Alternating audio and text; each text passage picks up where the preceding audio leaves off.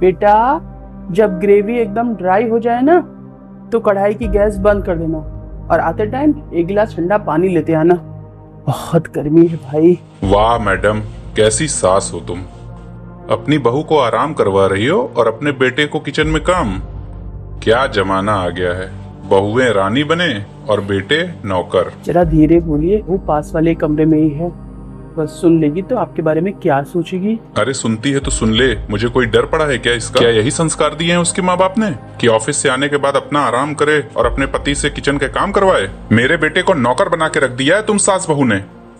मैं खाना बना के आई हूँ किचन से, कुकर में दाल चढ़ा के आई हूँ और आपके बेटे से सिर्फ इतना ही बोली हूँ कि 2 सीटी बाद कुकर बंद कर देना और 5 मिनट बाद कढ़ाई में देख लेना, अगर ग्रेवी एकदम ड्राई हो गई हो तो कढ़ाई की भी गैस बंद कर देना।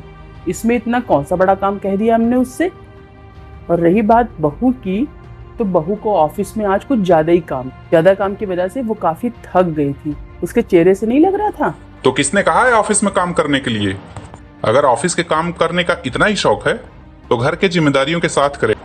आई बात समझ में? मेरे बेटे से काम ना करवाएं।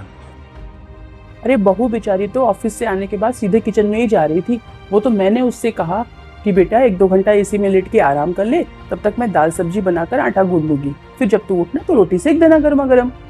तो इसमें मैंने क्या गलत कर दिया? अरे बच्चे हैं, अगर हम उनकी तकलीफ नहीं समझेंगे तो और कौन समझेगा उनकी तकलीफ। चढ़ाओ चढ़ाओ और सौ चढ़ाओ, बाद में तुम ही पछताओगी कि मेरे हाथ से निकल गई मेरी बहू। इसमें सर चढ़ाने की क्या बात है? और वाह भाई, आपका बेटा ऑफिस से थका मांदा आया और जरा 5 मिनट किचन में खड़ा क्या हो गया, आपको इतना कष्ट होने लगा। और आपकी बहू भी तो ऑफिस से थक के आई है ज्यादा काम की वजह से।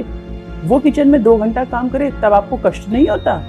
अरे वो भी किसी की बेटी है, हमारे भरोसे ही उसके माँ बाप ने उसे इस घर में भेजा है और आप उसके साथ इस तरीके का व्यवहार कर रहे हैं। अपने बेटे के लिए इतना दर्द और दूसरे की बेटी के लिए इतना नहीं।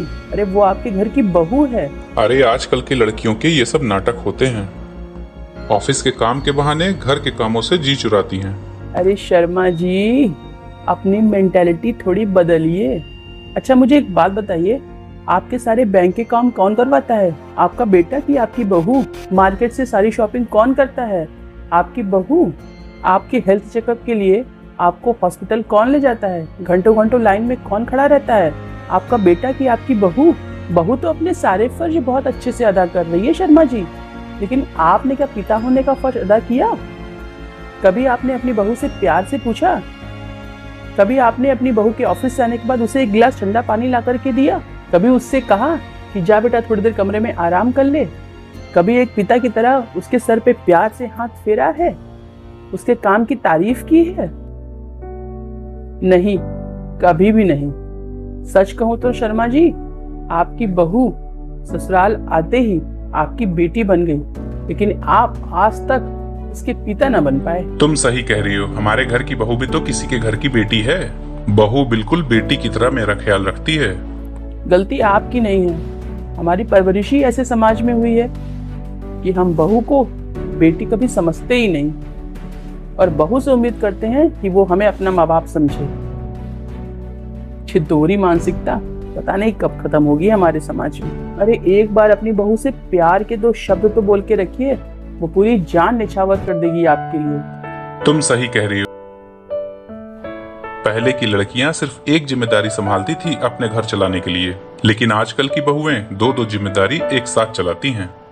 तो हमें उनका सपोर्ट करना चाहिए। चल बेटा, आज खाना बाप बेटे मिलकर बनाते हैं।